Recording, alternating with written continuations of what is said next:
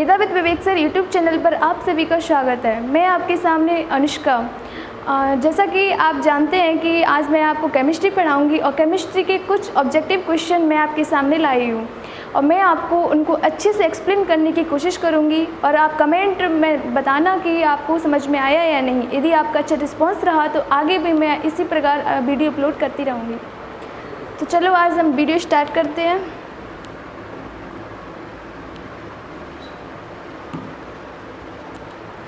तो हमारा आज का फर्स्ट क्वेश्चन है, इलेक्ट्रॉन की खोज किसने की थी। इलेक्ट्रॉन, चूँकि आप जानते हैं कि पदार्थ के सबसे सूक्ष्मतम कण परमाणु, जिसमें मुख्यतः 3 कण पाए जाते हैं, इलेक्ट्रॉन, प्रोटॉन, न्यूट्रॉन। उसमें हमारा क्वेश्चन है कि इलेक्ट्रॉन की खोज किसने की थी। तो इलेक्ट्रॉन की खोज, सबसे पहले एक क्वेश्चन यहाँ पे गलत हो गया है।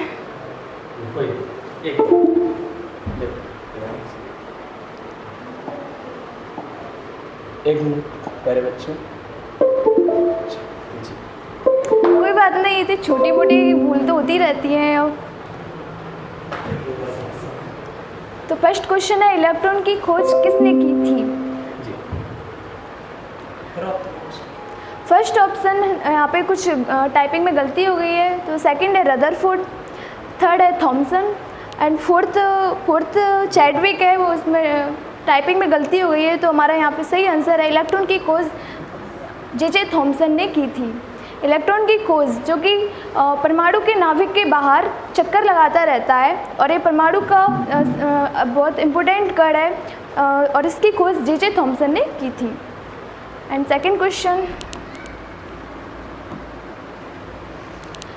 क्वेश्चन है, 0 डिग्री सेल्सियस पर जल की भौतिक अवस्था क्या होगी। अगर 0 डिग्री सेल्सियस पर हम जल को ठंडा करें तो जल की हमें किस अवस्था में प्राप्त होगा। तो ऑप्शन है ठोस, द्रव, ठोस और द्रव गैस। यहाँ पे ठोस की बात करें तो अधिकतर बच्चे अगर इस क्वेश्चन को देखेंगे तो ठोस आंसर होगा उनका, लेकिन ये आंसर गलत है।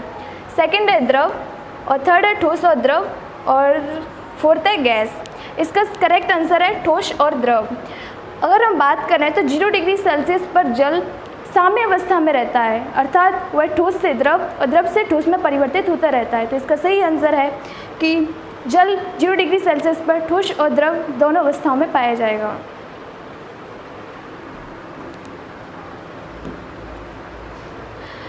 आई होप आपको मेरा समझाना समझ में आ रहा होगा। आप रिस्पांस दीजिए, कमेंट में बताइए और जो समझ में ना आए वो उसका मैं कमेंट में आंसर ज़रूर दूंगी।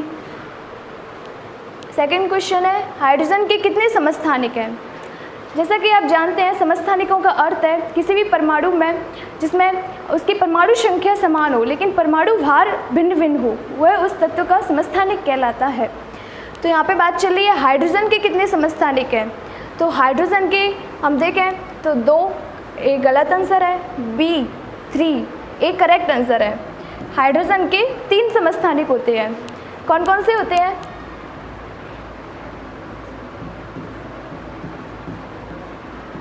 प्रोटियम, ड्यूटेरियम एंड थर्ड है ट्राइटियम। हाइड्रोजन के 3 समस्थानिक होते हैं, protium, deuterium, tritium.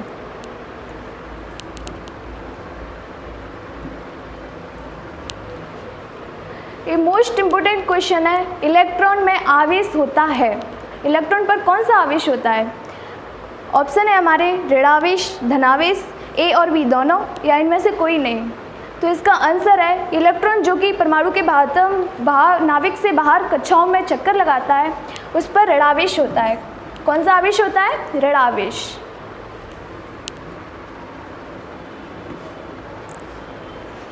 And second question है, न्यूट्रॉन की खोज किसने की थी। न्यूट्रॉन की खोज किसने की थी। तो ऑप्शन है हमारे गोल्डस्टीन, चैडविक, फैराडे, थॉमसन। आपको बता दूं कि परमाणु में जो कण हैं, इलेक्ट्रॉन, प्रोटॉन और न्यूट्रॉन, उनमें से इलेक्ट्रॉन और प्रोटॉन की खोज पहले ही हो चुकी थी और न्यूट्रॉन की खोज बाद में जेम्स चैडविक के द्वारा सन 1932 में की गई। तो न्यूट्रॉन की खोज किसने की? चैडविक ने। Correct option is Chadwick.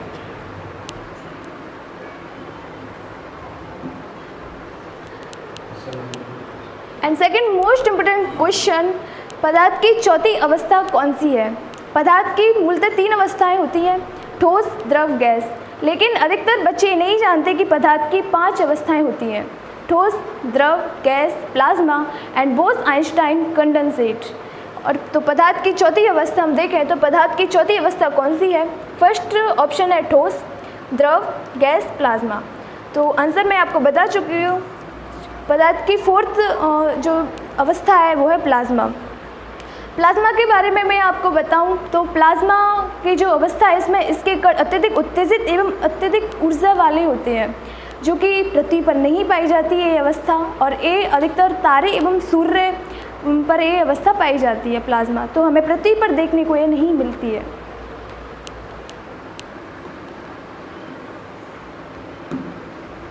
And second question, शीतलता का क्या कारण है? क्या कारण है कि कोई वस्तु ठंडी है? क्यों शीतल है? तो ऑप्शन है संघनन, क्वथनन, बाष्पीकरण। एंड 4th इसमें नहीं है तो आप जान लो इनमें से कोई नहीं। तो पदार्थ की कौन सी शीतलता का क्या कारण है? तो आपको बताएं संघनन। संघनन में होता क्या है? संघनन में जब कोई द्रव वाष्प में बदल जाता है तो उस वाष्प को फिर से दाब द्वारा संघनित करना, यानी कि फिर से द्रव में लाना, हमारा संघनन कहलाता है। और सेकंड क्वेश्चन है क्वथन। क्वथन का मतलब है उबालना। जब किसी द्रव को हम उबालते हैं तो वो कहलाता है कि हम उसको क्वथन कर रहे हैं। अब सी है बाष्पीकरण। बाष्पीकरण का अर्थ है किसी द्रव को गैस के रूप में लाना। किसी द्रव को गैस के रूप में लाना बाष्पीकरण होता है। तो हमारा क्वेश्चन है कि शीतलता का क्या कारण है? क्वेश्चन है कि शीतलता का क्या कारण है? तो फर्स्ट संघनन। संघनन में तो हम किसी भी द्रव को, किसी भी जो गैस है उसको फिर से द्रव में लाते हैं, तो ये शीतलता का कारण नहीं हो सकता। क्वथन में हम किसी चीज़ को उबालते हैं तो ये भी शीतलता का कारण नहीं हो सकता। तो हमारे ए और बी दोनों गलत। तो ऑप्शन बचा सी बाष्पीकरण। बाष्पीकरण में जब हम किसी चीज़ को, किसी द्रव को वाष्प के रूप में लाते हैं तो वो जिन जिन स्थानों से होकर गुजरता है वो चीज़ें शीतल हो जाती हैं। जैसे कि मैं आपको हमारे घर का ही एक एग्जांपल दूं तो हमारी मम्मियाँ जो होती है वो गर्मियों के दिनों में पानी को मटके में भर के रखती हैं पीने के लिए, जिससे वह ठंडा बना रहे। ऐसा क्यों होता है? उन्होंने तो फिजिक्स पढ़ी नहीं, उन्होंने केमिस्ट्री पढ़ी नहीं, लेकिन फिर भी वो ये करती हैं। वो हमसे ज़्यादा माइंडेड है इसलिए। तो हम बताएं तो बाष्पीकरण की प्रक्रिया होती है, इसलिए उसमें मटके में पानी शीतल बना रहता है। और मटके में जब पानी रिसता है तो रिस के बाहर निकलता रहता है, और जब वायु उसके संपर्क में आती है तो जल का बाष्पीकरण होता रहता है।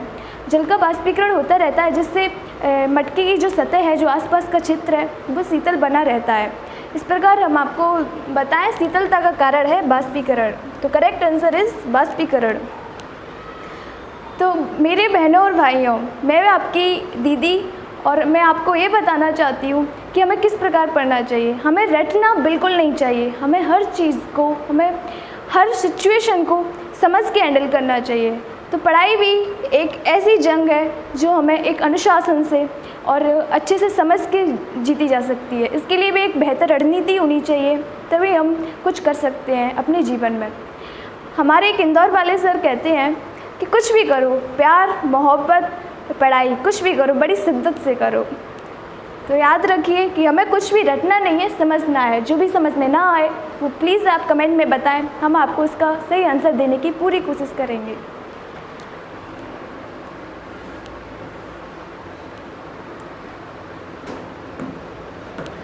अब क्वेश्चन है कि जिस तापमान पर ठोस पिघलकर द्रव में बदल जाता है, जिस तापमान पर ठोस पिघलकर द्रव में बदल जाता है वह इसका क्या कहलाता है? क्वेश्चन है कि जिस तापमान पर ठोस पिघलकर द्रव में परिवर्तित हो जाए, यानी ठोस से सीधे द्रव में बदल जाए, वह इसका क्या कहलाता है? तो हमारे ऑप्शन है हिमांक, इसका हिमांक कहलाएगा, बी गलनांक कहलाएगा, सी क्वथनांक, डी संघनन। तो हिमांक वह पॉइंट होता है किसी भी पदार्थ का दिमाग वह पॉइंट होता है किसी भी पदार्थ का। मक्खी परेशान कर रही है। कोई नहीं, रब कर दीजिए, इसे रब कर दीजिए।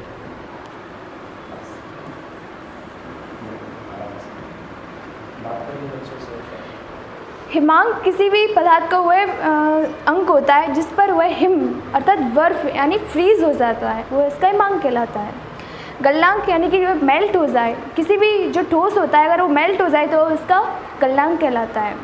क्वथनांक का अर्थ है उबालना, अर्थात वह अंग जिस पर कोई पदार्थ उबलने लग जाए वो इसका क्वथनांक कहलाता है।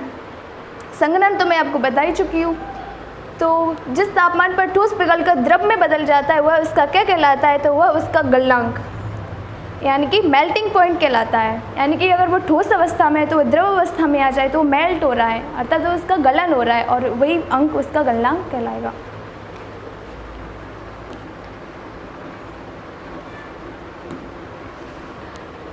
एंड मोस्ट थर्ड क्वेश्चन जो कि बहुत ही इम्पोर्टेंट है, दाब बढ़ने पर बर्फ़ का गलनांक कैसा होगा।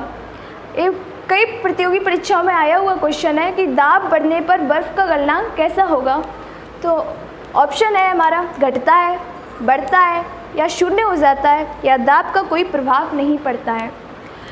तो आपको हमारे घर का एक एग्जांपल दूँ। जब हमारी मम्मियों को कुछ काम करना होता है जल्दी होती है उनको, तो वो कोई खाना जैसे कि ऐसे पानी गर्म करती हैं, कोई भी खाना बनता है तो पानी गर्म करते हैं, उबालते हैं, तो उसको जल्दी उबल जाए उसके लिए क्या करती है, सोचो क्या करती हैं, उसको ढक के रख देती है जिससे उसका जो दाब है, जो वाष्प दाब है वो बढ़ जाए, प्रेशर बढ़ेगा जिससे उसका जो क्वथनांक है वो कम हो जाएगा। उसका क्वथनांक या फिर बर्फ़ के गलनांक की बात करें तो बर्फ़ का गलनांक भी उसी प्रकार उसका भी गलनांक यानी गलन के अंक वो कम हो जाता है। तो इस प्रकार दाब बढ़ने पर बर्फ़ का गलनांक कैसा होगा, दाब बढ़ने पर बर्फ़ का गलनांक घटेगा, जिससे मतलब वो कम दाब पर ही कम अंक पर ही वह गलने लगेगा, तो बर्फ़ का गलनांक घटेगा।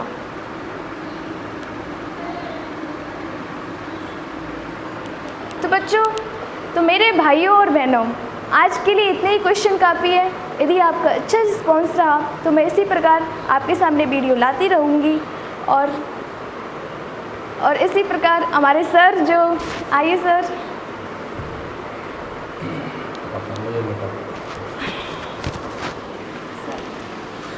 जी प्यारे बच्चों, जैसा कि मेरी छोटी बहन अनुष्का और मैं भी ये क्वेश्चन मैं भी पहली बार पढ़ रहा हूँ, तो आपको सबको ही समझ में आया हूँ क्योंकि मैं भी सामने ही खड़ा था, क्योंकि पहली बार ये बोर्ड पर आई तो थोड़ी सी चीज़ें मुझे भी बतानी पड़ रही थी कि ऐसे क्या, और धीरे धीरे प्रैक्टिस हो जाएगी तो ये समस्या भी हट जाएगी। और साथ में आपके लिए एक और खुशखबरी है, ये तो आपको पढ़ाएंगी फिजिक्स केमिस्ट्री वगैरह के जो भी ऑब्जेक्टिव टाइप है आपको वो क्वेश्चन लगवाएंगे और साथ में आपको डिटेल बताएंगी। और इनके साथ ही पूजा दीदी हैं आपकी, वो भी क्लास लेकर आ रही हैं, वो आपको जैसे कि बायोलॉजी के क्वेश्चंस एंड जो भी और भी सब्जेक्ट हैं उनके पास वो उनकी प्रैक्टिस करवाएंगी।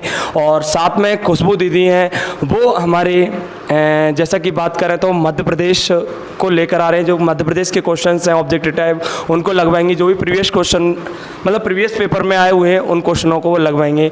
और साथ में साक्षी दीदी हैं, वो आपको कंप्यूटर के क्वेश्चन लगवाएंगी। तो पर लेकिन मुझे आपके कमेंट में अच्छा रिस्पॉन्स चाहिए, लाइक चाहिए, तो हम लोग बराबर काम करेंगे। और आपका रिस्पॉन्स अच्छा नहीं मिला तो बिल्कुल नहीं। तो मेरे प्यारे बच्चों, मेरे छोटे प्यारे भाइयों और बहनों, मुझे रिस्पॉन्स चाहिए और मेरी छोटी छोटी बहनें ये मेहनत कर रही हैं, तो आपका रिस्पॉन्स मुझे बिल्कुल मिलना चाहिए कमेंट में कि सर बिल्कुल कंटिन्यू रखें।